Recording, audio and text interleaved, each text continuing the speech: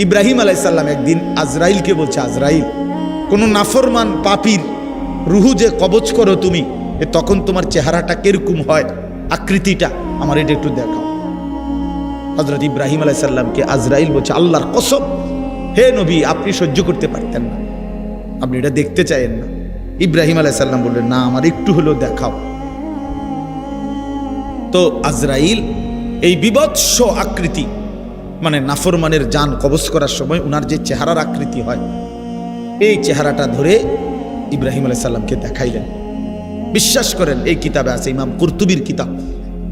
ইব্রাহিম আলাইহিস সালাম একটা চিৎকার মাইরা বেহুশ হয়ে গেছে। হুঁশ আসার পরে ইব্রাহিম আলাইহিস সালাম বললেন, আল্লাহর কসম, আয় আল্লাহ, মালিক আপনার কসম, কবরের আযাব, জাহান্নামের আযাব কোনো নাফরমানের জন্য কিছুই লাগবে না, শুধু আজরাইলের এই ভয়ানক দৃশ্য জান কবজের সময় একবার দেখলেই তার সারা জিন্দেগীর নাফরমানির শাস্তির জন্য এটাই যথেষ্ট।